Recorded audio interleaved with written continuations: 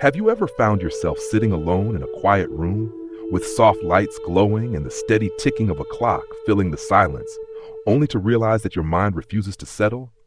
Little thoughts, vague worries, regrets about the past, or uncertain visions of the future begin to sneak in and take over. You feel as if an uninvited guest has come to sit beside you. That guest is anxiety. Not loud or fierce, but heavy, like a gentle rain that lingers endlessly. But today, I want to invite you to take a different journey with me.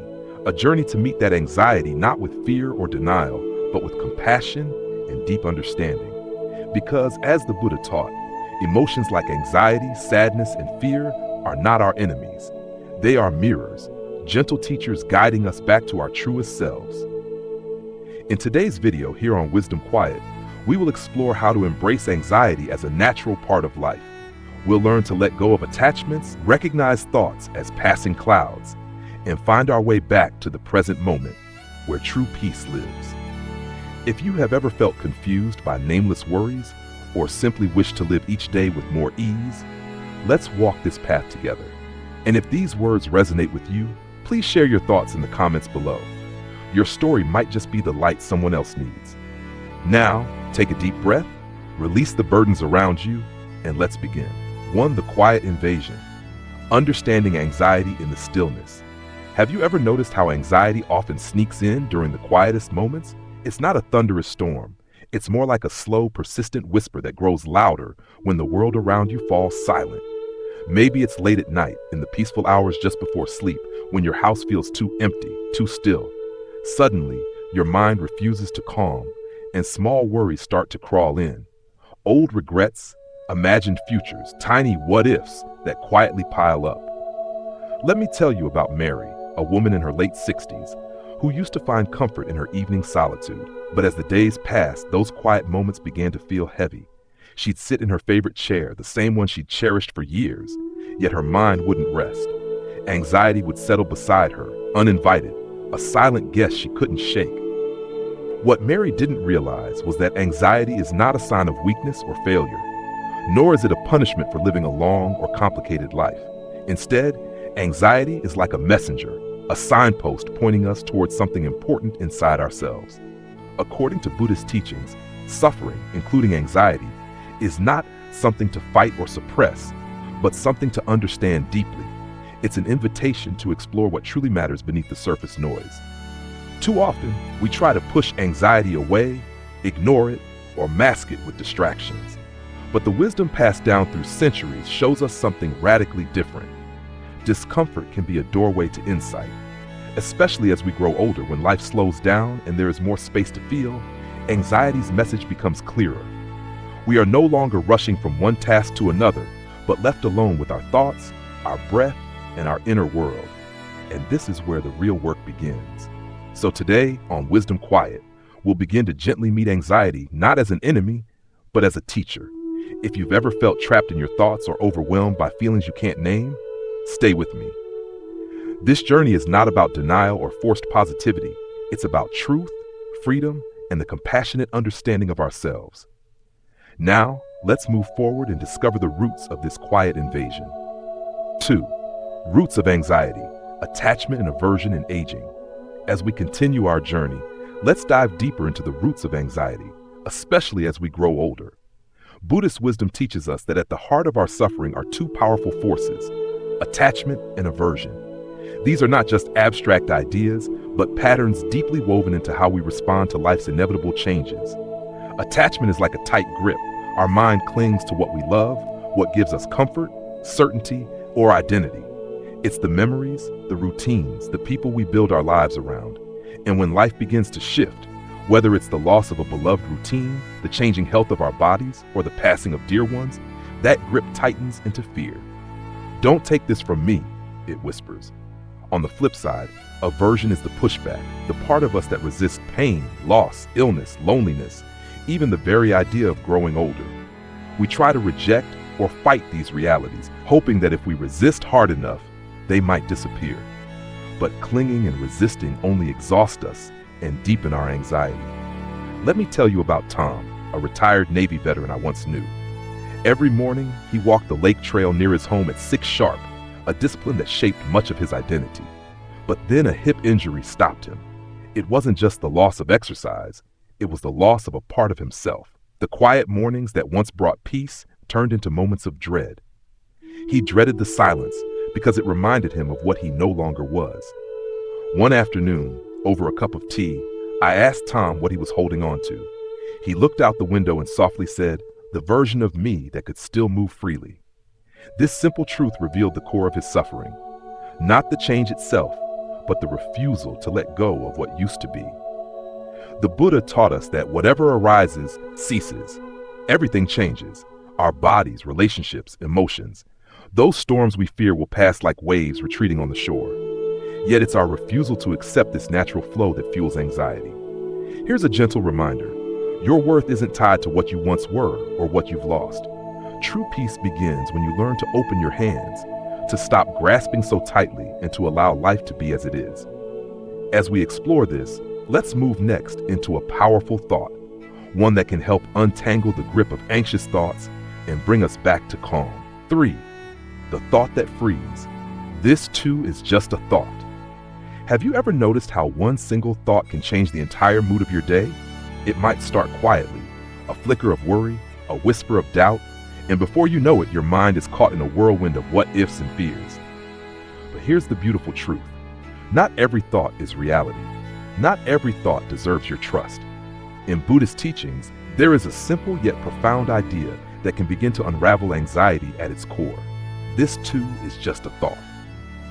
When we learn to see our thoughts as passing clouds in the sky of our awareness, their power begins to fade. Let me share the story of Marlene, a 76-year-old widow adjusting to a quieter life.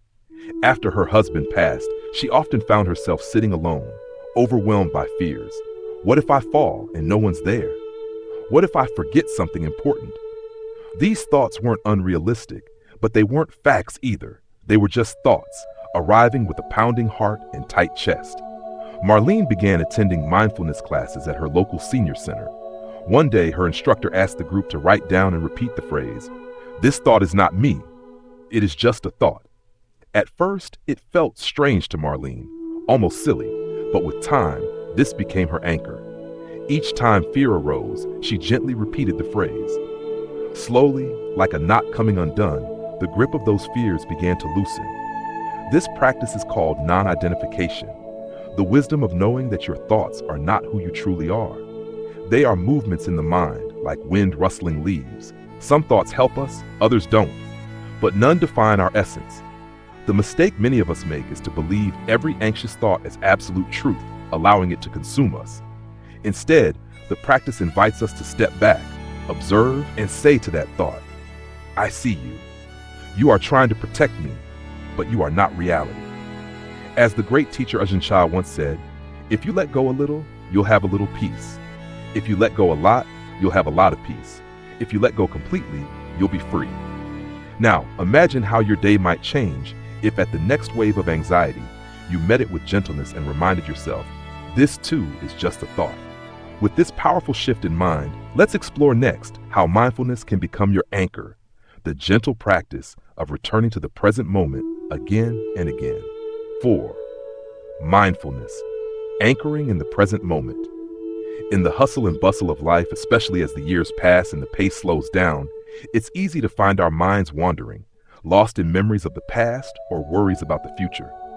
Anxiety often creeps in during these moments, pulling us away from the warmth of the here and now.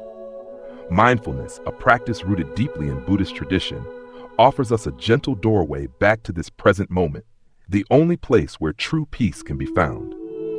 Let me tell you about Frank, a retired carpenter in his 70s. After the passing of his wife, the silence of his home became more than just quiet. It felt like an echo chamber where small worries spiraled out of control. What if I forget something important? What if I fall and no one finds me? These thoughts took root in the empty hours of his day. On his doctor's recommendation, Frank joined a local mindfulness meditation group.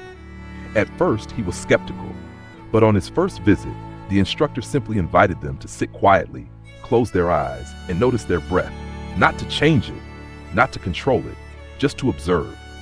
Frank said, "At first, all I noticed was how loud my thoughts were. But gradually, I began to notice my breathing, then the sound of birds outside, and then the warmth in my hands. That was my turning point. Each breath became an anchor, each moment an invitation to return. Mindfulness doesn't promise to erase our struggles or silence our worries. Instead, it teaches us to sit with them without fear, to recognize that we are not the storm, but the sky that holds it. A common mistake is to think mindfulness means emptying the mind or forcing stillness. In truth, it's about becoming intimate with what is, noticing sensations in the body, the flow of breath, the rise and fall of thoughts, and learning to be where your feet are, rather than lost in yesterday's memories or tomorrow's fears. The Buddha said, "Do not dwell in the past. Do not dream of the future. Concentrate the mind on the present moment." This teaching speaks directly to the heart of anxiety, which often reaches forward, trying to predict, protect, or prepare. But the present moment asks nothing of us except to simply be here. As we continue, we will explore the healing power of compassion, a kindness not only for others, but also and especially for ourselves. 5. Compassion, the gentle cure for anxiety. When anxiety takes hold, it often brings with it a quiet but relentless inner voice, the inner critic. This voice whispers harsh judgments. "Why are you like this? You should be stronger. You're such a burden." Over time, these words wear down the spirit, not just with fear, but with shame. But here lies a radical truth from Buddhist wisdom.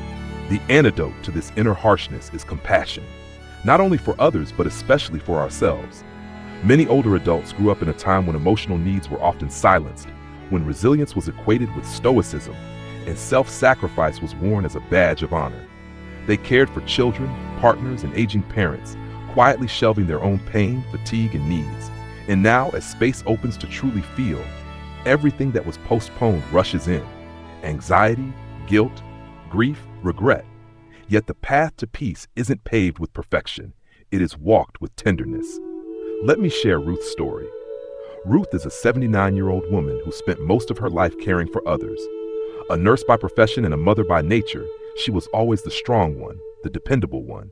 But after retirement, and especially after losing her sister, waves of anxiety overwhelmed her. She felt foolish, even embarrassed. Why now, she wondered. I've always kept it together. During a mindfulness retreat, a Buddhist teacher invited the group to place their hands over their hearts and silently repeat, "May I be kind to myself in this moment.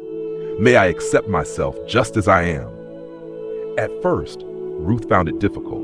Her chest tightened, tears welled up, and it felt unfamiliar, almost selfish. But the teacher gently reminded her that self-compassion isn't about ego. It's about softening, about not turning away from our own pain. That moment marked the beginning of Ruth's healing, not because the anxiety vanished, but because she no longer fought it alone.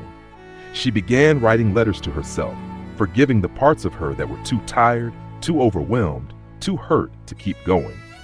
Slowly, she began to feel whole again. In Buddhist practice, compassion is called the medicine of the heart. Like any medicine, it must be taken regularly, especially when suffering symptoms arise. Here are a few gentle ways to practice self-compassion daily. Speak kindly to yourself, especially when fear or anxiety strikes. Replace harsh self-judgment with "this is hard, and I'm doing the best I can." Place your hand over your heart during anxious moments, a simple gesture of care and reassurance. Offer yourself the same grace you would extend to a dear friend. If you wouldn't say it to them, don't say it to yourself. Acknowledge your effort. You've survived so much, and you're still learning. That matters. Compassion doesn't erase anxiety, but it transforms how we live with it. It turns anxiety from a prison into a path that walks alongside your pain, not against it. As Thich Nhat Hanh once said, when you love someone, the best thing you can offer is your presence. How can you love if you are not there? The same is true for ourselves.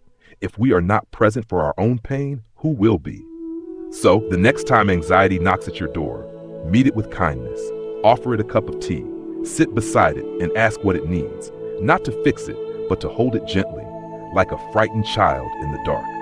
Sometimes, all our inner world needs is to know that someone is still listening. Next, let's explore a powerful mantra from the heart of Buddhist wisdom. Words that can gently dissolve anxiety's tightest grip. 6. The liberating mantra. This is not mine. This is not me. This is not who I am. There are moments in life, quiet, piercing moments, when anxiety wraps itself around us so tightly that it feels like it defines who we are. The rapid heartbeat, the racing thoughts, the restless mind, they start to feel like our very identity rather than something we are experiencing. But over 2,500 years ago, the Buddha offered a teaching so simple, yet so profound, it can gently unhook us from this suffering. A mantra that has the power to dissolve the grip of anxiety like sunlight melting morning fog. This is not mine, this is not me, this is not who I am. This phrase isn't about denial, it's about liberation. It doesn't push anxiety away with resistance. Instead, it gently releases the false belief that we are our suffering. In Buddhist philosophy, the concept of anatta, or non-self, teaches us that we are not the thoughts, feelings, or sensations that move through us. Just as the sky is not the storm, we are not our anxiety. Let me share Walter's story. Walter, 82 years old and recently widowed, had been battling anxiety ever since his wife passed. He described it as a gnawing feeling in his chest, a sense of dread he couldn't name. It came and went, but when present, overtook everything, even his sense of self. It feels like I'm disappearing into the fear, he once confessed. One afternoon, at a local mindfulness group, the instructor guided them through meditation based on the Buddha's teaching of non-identification. They softly repeated the mantra, "This is not mine, this is not me, this is not who I am." Walter sat quietly, hand over his heart, repeating the words as the tension in his chest began to loosen. Not all at once, but enough for him to breathe a little deeper. In the weeks that followed, Walter used this practice daily. When anxiety appeared, instead of fighting or collapsing under it, he acknowledged its presence gently. "Ah, here it is again." Then he breathed and remembered, "This too will pass. This is not who I am." Each time, the storm grew less fierce. This teaching doesn't promise the disappearance of anxiety. Instead, it offers freedom within anxiety. Let's break down the mantra. "This is not mine" means we don't own the emotion. It's not our possession to protect or defend. It's something arising and passing away, like a wave on the ocean. "This is not me" points to the deepest truth that we are not defined by this emotion. We are not broken or flawed. We are the observer, not the turbulence. "This is not who I am" reminds us that our true identity is beyond fear, anxiety, or sorrow. Beneath all of it is awareness, still, compassionate, steady. If you try this mantra the next time anxiety visits, you may notice something remarkable. The feeling may still be present, but its power to define you begins to fade. You shift from being inside the storm to being the sky that holds it. Thich Nhat Hanh once said, "Feelings come and go like clouds in a windy sky. Conscious breathing is my anchor." This mantra becomes a lighthouse in the fog, a compass when you're lost in your mind. As we age, new uncertainties, loneliness, changing bodies, and inevitable goodbyes arrive. But none of these make us less whole, nor do they diminish who we truly are. This mantra isn't just for moments of panic. It's a bridge back to joy, a quiet invitation to remember the real you has never been broken by fear. Next, we'll gently bring this wisdom into everyday life, exploring a simple practice that helps carry this freedom with you through the messiness of daily living. 7. Practical wisdom, applying these teachings daily. Understanding these teachings is one thing, but living them in the everyday moments, that is where the true transformation begins. The Buddha's wisdom wasn't meant to be confined to monasteries or meditation halls. It was meant to be lived in the marketplace, in our homes, in the very fabric of daily life. Let me tell you about Grace, a woman in her early 70s who struggled with anxiety and the unpredictable changes aging brought into her life. She wasn't always able to find long periods of quiet or meditation time, but she discovered that small, simple practices could anchor her in peace throughout the day. Grace began each morning by taking 3 deep, conscious breaths, pausing before the rush of the day took over. Whenever anxious thoughts crept in, whether waiting in line at the grocery store or folding laundry, she gently reminded herself, this too is just a thought. When her mind became overwhelmed, she would place a hand over her heart and silently say, "May I be kind to myself." This small gesture became a source of comfort, a way to offer herself the same compassion she readily gave others. What Grace learned is that these teachings aren't about eliminating anxiety or hardship. They are about shifting how we relate to them. Instead of resisting, denying, or fearing anxiety, we meet it with curiosity and kindness.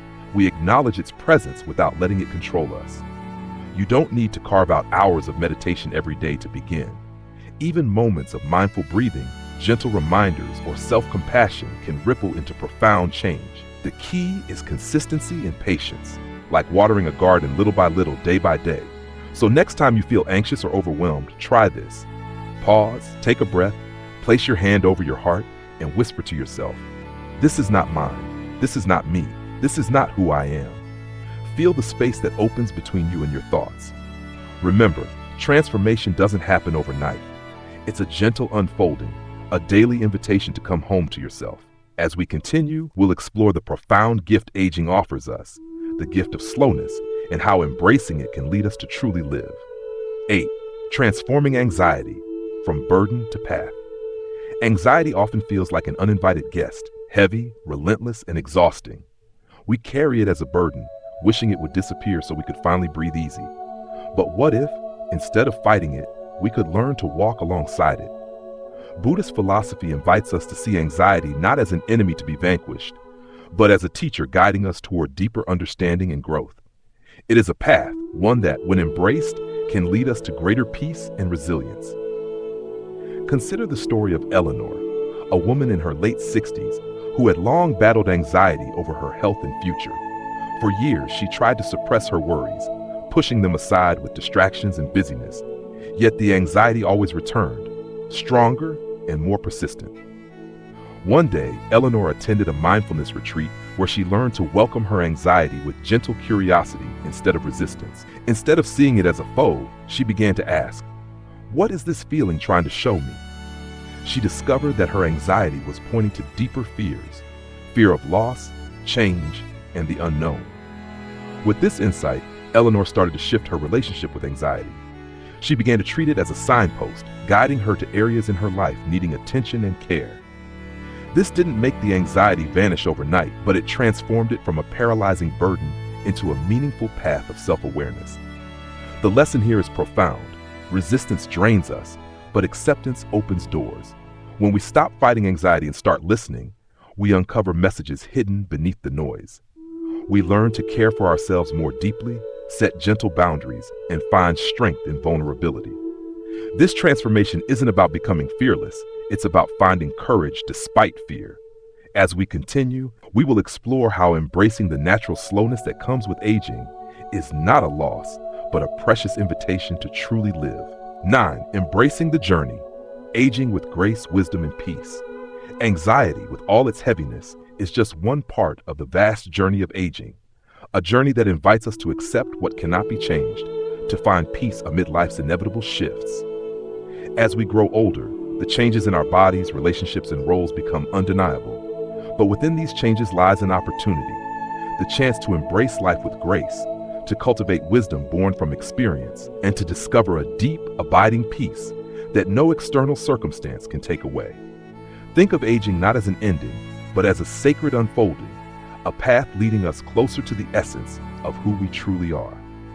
Thank you for taking the time to join Wisdom Quiet on this deep journey exploring anxiety, compassion, and living fully in every moment of aging. If today's sharing has touched your heart, I warmly invite you to leave a comment below. Tell us your story, the feelings you are experiencing, or any reflections you wish to share. Every story is a light, a strength that helps not only you, but many others walking the same path. Remember to subscribe to Wisdom Quiet so you won't miss our upcoming videos, where together we will continue to uncover valuable lessons, nourish the soul, and walk gently on the meaningful journey of life. If you found this video helpful, please don't forget to like and share so more people can access this healing message. And above all, always remember, you are not alone. In every breath, in every present moment, there is a deep peace waiting for you to come home to. See you in the next videos. Breathe deeply, walk gently, and live with grace.